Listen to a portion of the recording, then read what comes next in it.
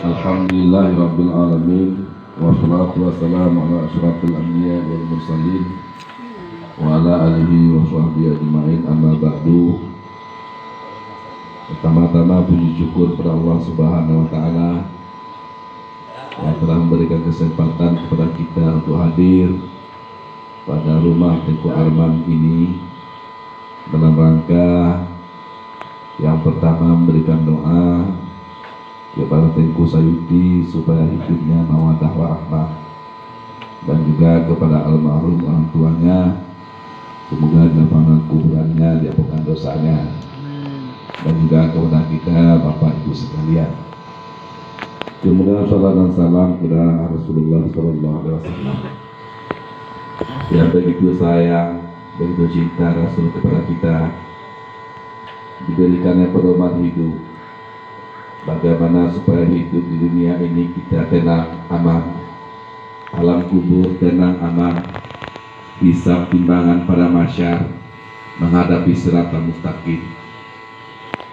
Rasul itu tahu sebelum Rasulullah SAW meninggal sudah ditinggalkannya kepada kita ini sebagai pedoman hidup. Maka beruntunglah orang yang mengikuti daripada pusaka Rasulullah ini, dan kecelakaan bagi orang yang tidak mengikutinya. Kemudian salam dan salam kepada ahli dan sahabat beliau sekalian. Setelah Rasulullah SAW meninggal, sahabat ini mengambil warisan Rasulullah, cinta kepada umat ini. Maka sahabat-sahabat ini memperjuangkan agama, sampailah agama itu kepada pribadi kita masing-masing. Juga ulama mutakaddimin, ulama mutakhirin yang muktabar keduanya, yang mana ulama-ulama ini mereka berjuang untuk mentafsirkan Al-Quran, mentafsirkan hadis, supaya kita enak dalam melakukan ibadah, bermuamalah menurut hukum agama Islam ini. Yang kami muliakan Abuya dan keluarga sekalian, mudah-mudahan dalam lindungan Allah Subhanahu wa taala. Kemudian kami hormati para abu-abu muda, Ustaz Mursal, Ustaz Khalidin, Ustaz Junaid, Wali Nganggo, kemudian Wali Nganggo Gosong Utara, dan ada Pak Kuaket, Pak Tengku Sabarudin. Terhormat Pak Kici, perangkat desa, imam masjid, imam musala, Takatib Pembinaan, dan Bapak Ibu sekalian, wabil khusus kepada Tengku Sayuti dan keluarga sekalian. Yang pertama, kami mohon maaf karena keadaan kurang sehat lah tapi karena Sayuti ini mengaji di Labuan Haji lebih kurang 14 tahun. Kemudian ada 3 orang, Sayuti, Randa, Dedi. Jadi waktu pulang Sayuti, istilahnya kalau kami Labuan Haji, kalau masak nasi harus tungku itu 3 batunya, hilang 1 batu, payah masak nasi di sawah gitu. Kemudian kawin pula Dedi, tinggal 1 batu lagi. Mau kawin pula Randa, Jakarta bulan 12 dia padam. Karena Pak Ibu sekalian, kealiman anak-anak ini, karena tubuhnya masih kecil-kecil, bisa diakui kealiman. Jadi karena sudah 14 tahun di Labuan Haji, maka sepakatlah keluarga ingin melihat Sayuti ini. Tapi karena keadaan, kalau di sana banjir, selamatlah kami sedang sama keluarga mewakili daripada Pondok Pesantren Darul Ilham. Ketahuilah Bapak Ibu sekalian, Wali Nganggo sudah mengajak kita, perbaharulah iman. Karena iman kita ini semakin lama semakin rusak. Ibarat baju, semakin lama semakin pudar. Rasulullah mengatakan, jadidu imanakum biqauli la ilaha illallah. Kita perbaharui iman ini dengan mengucapkan kalimat la ilaha illallah. Kenapa dengan kalimat la ilaha illallah? Karena nanti sebentar lagi kita berzikir. Di akhir-akhir zikir kita mengatakan begini, la ilaha illallah Muhammadur Rasulullah sallallahu alaihi wasallam. Kalimatul haq, alaiha nahya, di atas kalimat aku hidup. Wa alaiha namut, di atasnya kalimat kita mati. Wa alaiha nubasu insyaallah taala, di atas kalimat itu pula kita dibangkitkan nanti pada hari akhirat. Maka cocok seperti dikatakan oleh Pak Kepala Desa, jangan kita terpengaruh dengan orang luar. Ku ampusakum wa ahlikum nar, peliharalah dirimu dan keluargamu dari api neraka. Tidak sanggup kita menahan panahnya api neraka. Jangankan api neraka, api di dunia saja kita tidak sanggup. Maka masih ada waktu dan kesempatan Bapak Ibu sekalian. Rakib Sri B beri pengumuman, hadirlah bagi yang tidak ada uzur. Tidak sanggup badan kita ini menahan cambuk malaikat, tidak sanggup. Terik matahari pada mahsyar, tidak sanggup. Kelemahan tubuh kita ini banyak. 24 jam kita penuh dengan dosa. Kapan masanya kita bertobat? Kapan masanya kita bertobat? Penyesalan setelah sakratul maut, dikatakan Wali Nagro, pintu tobat dua kuncinya tertutup. Yang pertama, kalau matahari sudah di barat keluarnya, terbenam di timur. Sekarang masih di timur keluar. Kemudian nyawa sudah dihalkum. Sudah dihalkum, pintu tobat tertutup. Tidak ada lagi penyesalan. Maka karena demikian masih ada waktu. Yang pertama, diri kita farduin selesaikanlah. Salat kita belum begitu bagus. Rukun 13, umpama kalau kita sembahyang waktu sujud, kening harus kena ke tempat sujud, 2 telapak tangan, 2 lutut, dan 2 anak kaki. Anak kaki harus ditekan sedikit begini, tidak boleh seperti ini, yang hitamnya ke bawah tikar, harus diangkat, tekan sedikit, baru sah sujud. Kemudian rukun-rukun cara berwudu yang sah dan benar. Kemudian barulah kita meyakini keimanan akidah. Tuhan itu bersifat wujud, kidat, baka. Allah itu terdahulu. Bagaimana maksud terdahulu Allah? Tidak pakai permulaan seperti kita. Bagaimana surah itu Allah itu baka, kekal, tidak ada berkesudahan seperti kita ada innalillahnya. Allah tidak. Mengetahui keimanan seperti ini wajib fardu'in. Makanya roh kita ini harus dibersihkan setiap hari dengan berzikir la ilaha illallah 300 kali.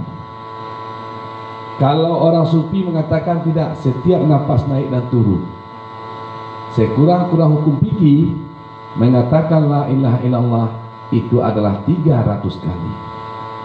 Kalau kita sendirian di rumah tidak sanggup. Kalau berjamaah seperti ini kita terpaksa. Kan tidak mungkin samping kita mengatakan la ilaha illallah, kita diam, tidak mungkin. Sekurang-kurang hadir saja kita ke majelis ilmu ini, tidak paham kita apa yang diucapkan oleh para guru-guru, dosa kita diampunkan Allah. Maka masih ada waktu dan kesempatan. Kita jangan terlena daripada tipuan orang-orang luar. Orang luar menipu kita supaya kita hancur di akhirat nanti. Kita tidak mau. Kita mempunyai agama. Agama ini tidak ada nego-nego. Keselamatan dunia akhirat orang berpegang kepada agama ini. Maka kepada Tengku Sayuti, walaupun ilmu kita sudah 14 tahun, pengalaman kita hormati orang lain. Orang tua walaupun tidak begitu alim, karena setiap manusia ada lebih ada kurang. Karena Allah itu adil. Apa yang diberikan sama kita ada pula kurangnya. Sama umpamanya Ustaz ada mobil, tapi saya tidak. Enak makan diberikan Allah sama saya, enak tidur sama Ustaz Isnin. Tidak mungkin sama Ustaz Mursal mobil iya, pangkat tinggi, semua tidak ada. Makanya hai para pejabat-pejabat yang tinggi pangkat, jangan hina masyarakat yang mengambil lokat. Tidak, Allah bersifat adil. Enak pangkat kita tinggi, tapi tidur lebih enak orang menggali lokat. Enak kita berjalan karena kita ada mobil, tapi untuk makan enak diberikan Allah kepada orang yang kerja keras. Untuk apa uang banyak, makan tidak bisa. Uang banyak, tapi Allah tidak mengizinkan kita untuk bisa makan. Tapi orang miskin, uang kurang, tapi makan diberikan Allah bebas. Itu keadilan Allah. Kalau keimanan ini sudah tertanam di jiwa kita dan jiwa anak, jiwa suami, jiwa istri, insya Allah kehidupan rumah tangga kita akan kekal.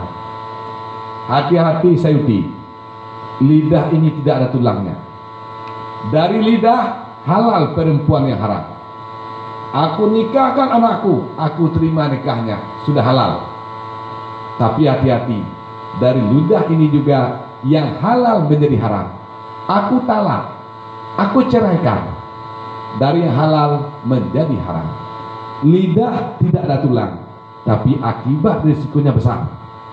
Makanya di saat kita ijab kabul, walaupun dia ustaz, walaupun dia hebat pejabat, tetap dia susah menghadapi ijab kabul. Kenapa? Karena di saat ijab kabul, malaikat merubah tulisan. Perempuan ini haram menjadi halal, ibunya menjadi haram. Yang biasanya ibunya bisa kita nikahi, setelah kita nikahkan anaknya haram, ditulis oleh malaikat. Maka seluruh orang yang ijab kabul tetap merasa susah.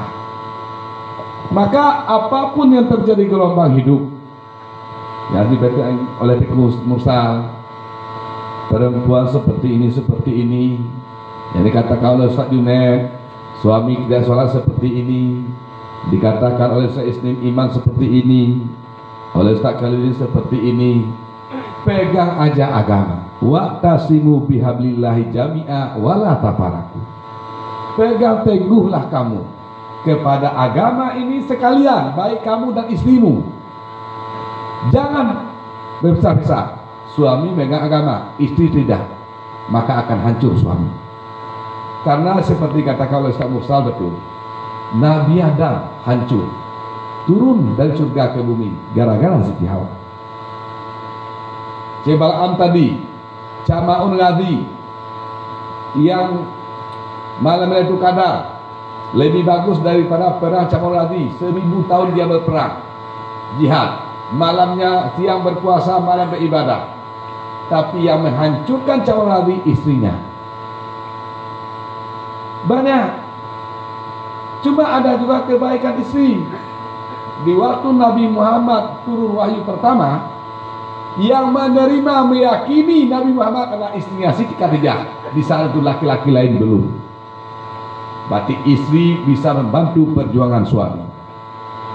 Maka peran istri ini adalah ujung tombak daripada rumah tangga sendiri. Di khutbah nikah ada itu katakan seperti ini: istri itu adalah mendatangkan harta. Kalau kita lihat mana banyak orang kaya yang sudah kawin dengan orang kaya yang tidak kawin. Banyak orang kaya setelah kawin. Karena hadis Nabi mengatakan di khutbah nikah, istri itu mendatangkan harta. Tapi hati-hati, kalau seandainya tidak pandai mendidik istri, maka dengan laki-laki terjerumus. Korupsi-korupsi itu sebenarnya karena istrinya. Kita laki-laki, kalau yang perokok, ada kopi, stop. Kalau perempuan tidak, rumah seperti ini, pening kita laki-laki. Jadi kalau tidak hati-hati, kalau istri tidak berpegang dengan hukum agama Allah, laki-laki sekuat apapun, kita akan terjerumus juga. Makanya saya katakan sama anggota-anggota nih, sebenarnya yang dipenjarakan itu istri-istrinya pejabat doh. Karena kalau kita tanya asli jujur-jujur, laki-laki ukuran mana lah dia? Ada rokok, selesai. Kalau perempuan enggak, baju ini baju itu macam. Kemudian perempuan ini ujung tombak juga. An-nisa imadu bila, iza fasadat bila, iza solihat bila. Perempuan ini adalah tiang kampung. Kalau Siti Ambia ini bagus, tergantung kepada perempuannya.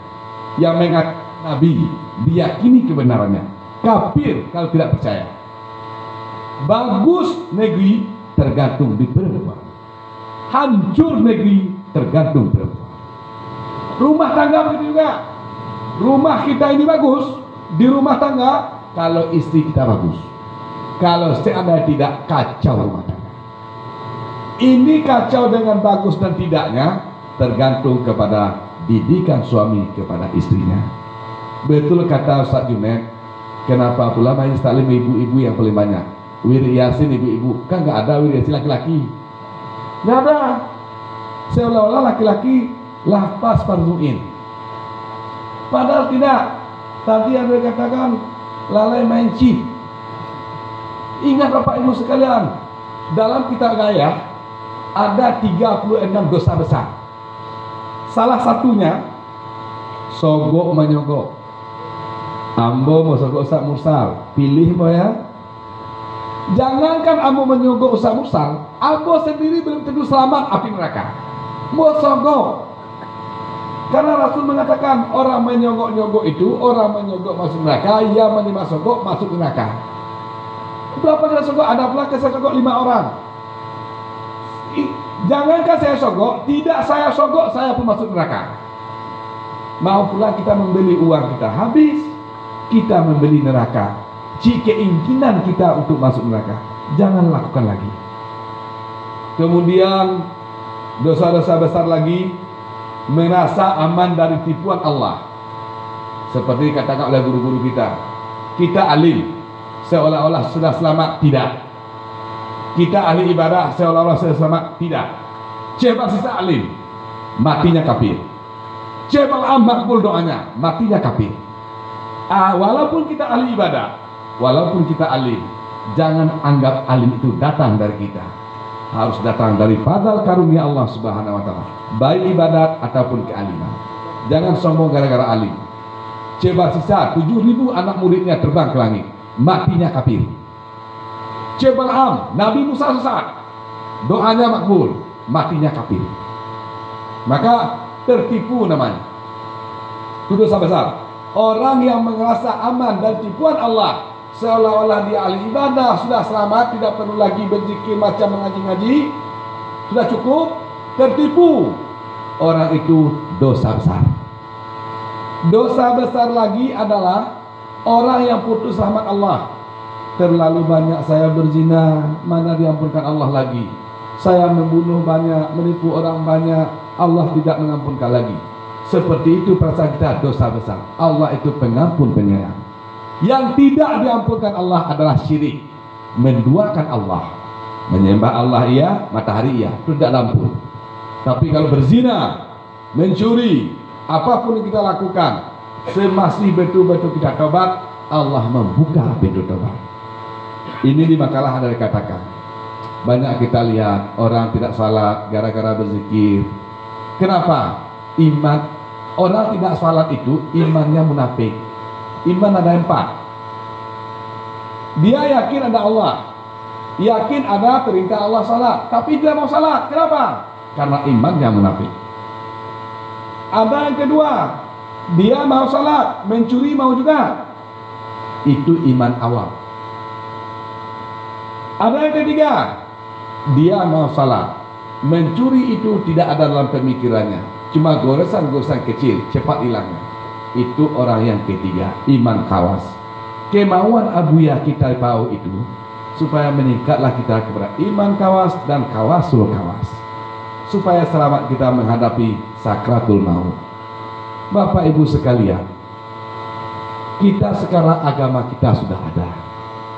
Kita wajib parduin anak-anak kita seperti katakan Ustaz Khalidin, ajarkanlah pengajian sini, pengajian untuk menambah-nambah keimanan anak dan keimanan kita. Sekarang saja pising mata, berapa umur kita?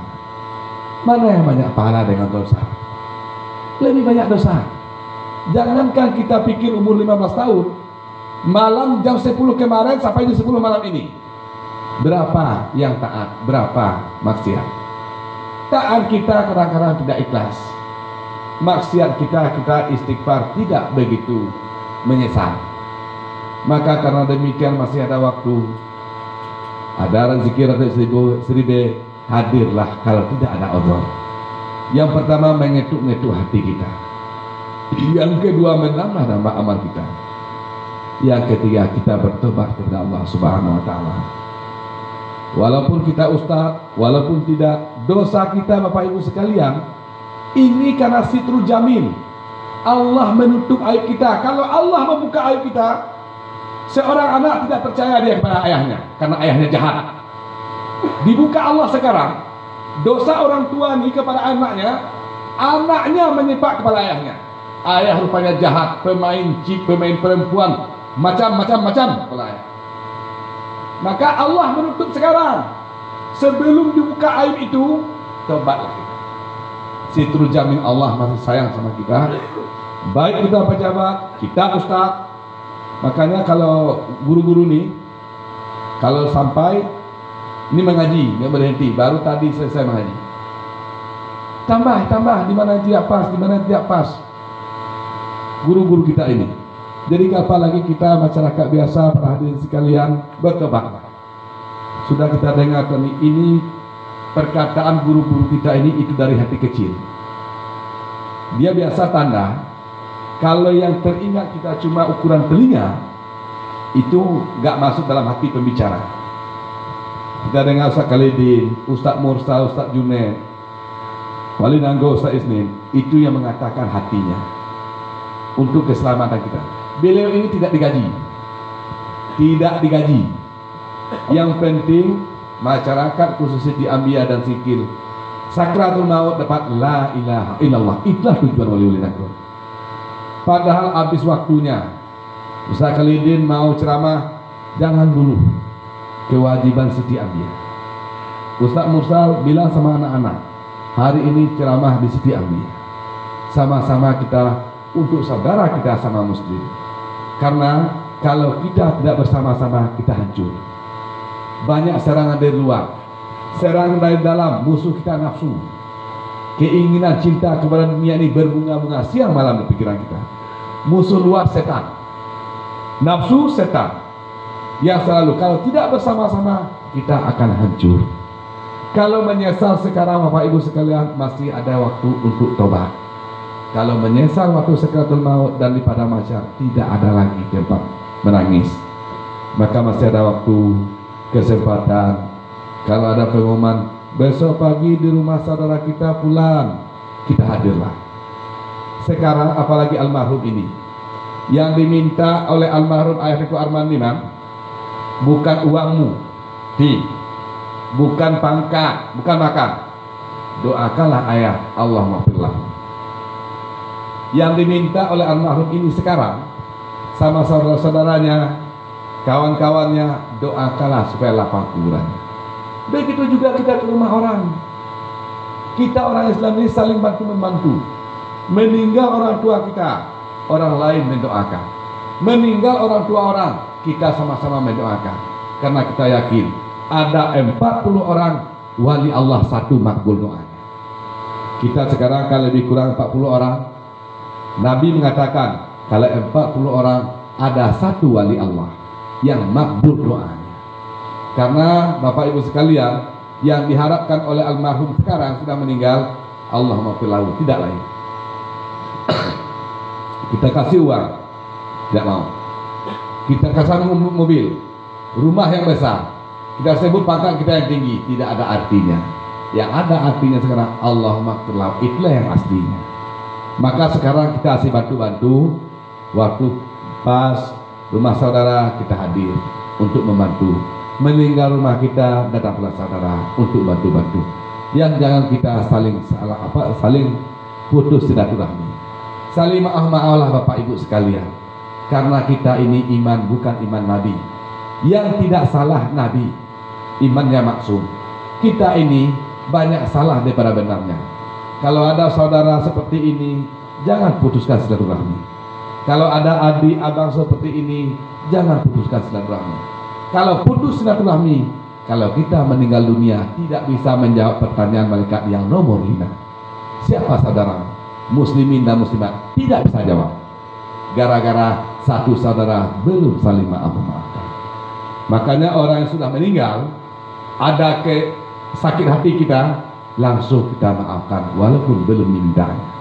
MPTT mengajarkan orang berbuat zalim sama kita, kita maafkan walaupun tidak diminta, walaupun dia berpura-pura minta maaf, tapi kita maafkan. Kenapa? Kalau tidak dia sakratul maut, tidak bisa menjawab pertanyaan malaikat. Siapa Tuhanmu bisa jawab? Siapa nabimu? Kemana kiblatmu? Apa agama? Bisa dijawab.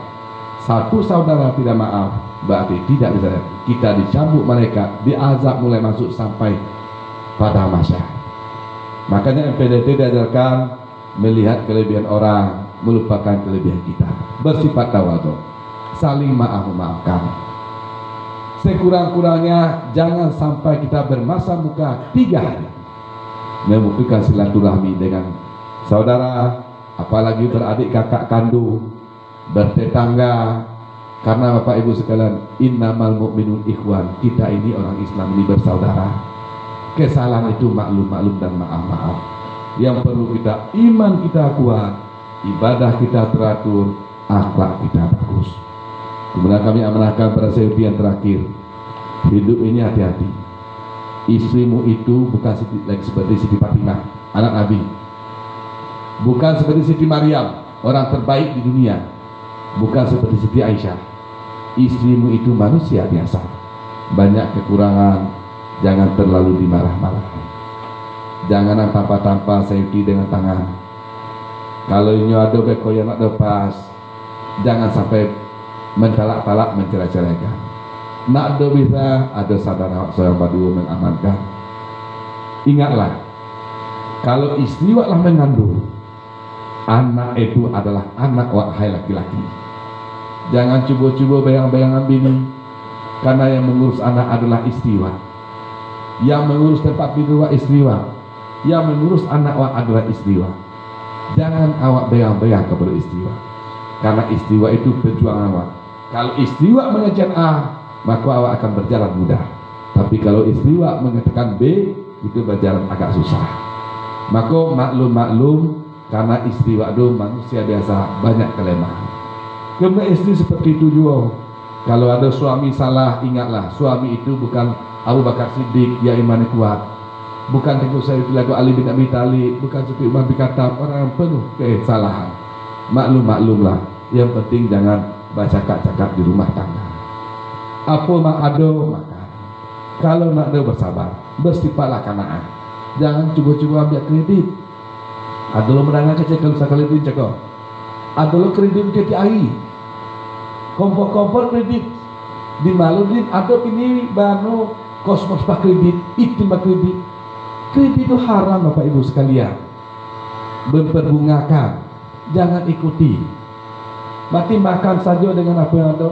Mbak Ado, awak berusaha, kalau ada kredit berusaha, indah. Rezeki Allah dijamin oleh Allah, tidak bergeser dengan apa yang dililawang maupun.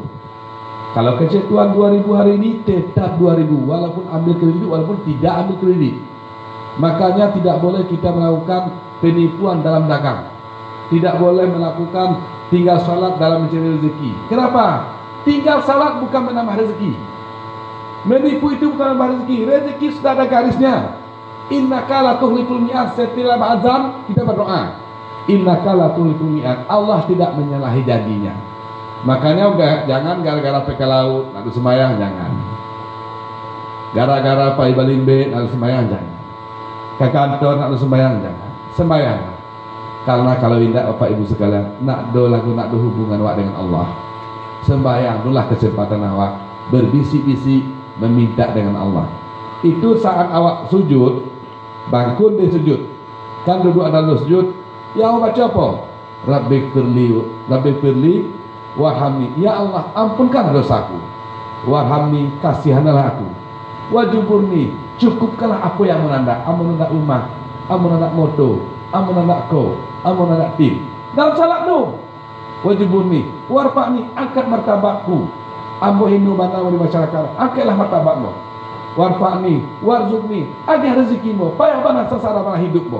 Nak tentu ba akini jauh macam rezeki. Warzuk ni, berrezekiku. Warzuk ni, wahdini, tunjukilah hidupku. Nak tentu boko mah hidupmu. Ba amo manu ihdinas siratal mustaqim. Engkau yang menunjuki jalanmu. Warzukni wahdini wa'afini, sehatkan aku. Wa'afwani, maafkanlah kesalahan. Dalam salat lain wa Allah madini waktu subuh, Allah madini fi man hadai, ya Allah tunjuki aku lagu orang yang telah engkau tunjuki. Allah madini fi man wa'afini fi man afin wa tawallani fi man tawallai, pelihara aku lagu orang yang telah engkau pelihara. Wa barikni fi ma taib, berkati rezeki yang engkau berikan kepada aku. Berkat itu makna terarah rezeki wa. Ada kepeng 1 juta tapi nak ada arah kajodi, tu nak ada berkat. Ada kepeng 100.000 tapi terarah untuk beli cat lado, ada beli garam, itu berkat. Jadi yang minta kepada Allah dalam salat, maka salat jangan tinggalkan. Rasulullah mengatakan, perintahkan anakmu 7 tahun salat, karena salat itu berat. Kalau awak pakai semen, kalau awak 2 jam, salat 5 minit kalau mau. Salat itu berat, karena godaan setan banyak di salat itu. Banazan apa kita setan? Kan ada mengaji di taklim hari itu, waktu Isya itu kan mulai jam 8 sampai jam 4 pagi. Beko kan jadi semayang, beko kan mantam lu. Kecek setan. Wah, anu lagi. Jadi apa semayang, capek-capek sikit, beko dengan taklim kecek Ustaz Isnin. Kecek ke awak. Kemudian kecek ke awak lain. Wah, ada ibadah lain kan ana salat nah. Wah, anak anu kan ada dia sibuk-sibuk sikit. Maka kadang-kadang ibu-ibu waktunya salat maghrib diganggu oleh anak. Anak itu setan mengganggu. Maka waktu maghrib sunat rumah ditutup. Mengapa? Karena anak-anak di setengah jawa. Waktu maghrib pendek, umatnya jangan sampai semayang. Menangis anak. Itulah maka kalau awak maghrib dalam kitab dikatakan makanan ditutup, minuman ditutup, tudung pakai tudung, pintu tutup, jendela tutup. Mengapa? Karena setan masuk mengganggu orang rumah untuk beribadah. Karena waktu maghrib tidak lama. Maka karena banyak godaan setan, maka beratlah dalam melakukan ibadah. Maka supaya jangan berat, biasakanlah anak-anak di dalam umur 7 tahun, 10 tahun kalau biasa, 15 tahun lah selamat. Jadi berjalannya bagus-bagus, kita lama, anak lama. Jangan kita biarkan Bapak Ibu sekalian, sama-samalah kita. Anak-anak kita nak tahu hidup apa. Dipikir main chip-chip saya, tidak. Ada yang main chip, jadi main chip juga. Ada main chip itu turun-turun. Ba'a Syahwedin, baiklah seorang cakap, bajaan ba'a main chip ni. Apa nama hukum kita? Ukul lagu lotre, turun-turun. Dilihat, itu mana? Jangan Bapak Ibu sekalian lakukan itu haram. Lah diharamkan oleh MPU, kemudian menghabiskan waktu. Kita pilih anak-anak kita ini nak tahu anak muda ba'a hidup dipikir hidup lalu kota indah. Alam banyak, alam arwah selesai, alam rahim ibu selesai. Kini alam dunia akan menghadapi alam barzakh, pada macar hisab, timbangan, sirat, surga dan neraka itu alam yang lalui masih banyak. Maka kita bersiap-siap dan sama-sama memelihara kebaikan apalagi kecil-kecil cakap. Iya betul kecil-kecil. Kalau ada rumah lain kenduri, kau dapat ada kalah zikir-zikir tu. Sekurang-kurang pahala zikir itu ada ke orang membangun rumah. Wang kena rumah tu antara berzikir mana bukti diputarlah film iyo ada berzikir. Lah ampun dosa orang rumah gara-gara ada berzikir. Maka itu sajalah Bapak Ibu sekalian yang saya sampaikan. Kemudian aku sayuti sabar-sabarlah. Walaupun ayah nak do, ada abang-abang ayah dia, adik ayah jadi saudara-saudara lain yang mendoakan. Kami Labuan Haji mendoakan juga semoga hidup mawadah warahmah selamat dan sama-sama kita berdoa ini. Amin. Baan yang eman du, baan yang tiga antara ano, tak boleh. Sayuti apa boleh? Habis.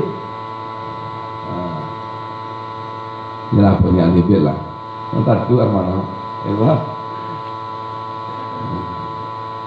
Dan niat kita masing-masing selain pada niat dikejekan oleh Ku Arman Jeko niat alibet. Niat kita nak kuatkan Allah lah iman wah. Iman anak kita, akhlak, ibadah dan masyarakat kita supaya semakin taat. Dan apa yang kita pasang niat masing-masing. Astagfirullah. الذي لا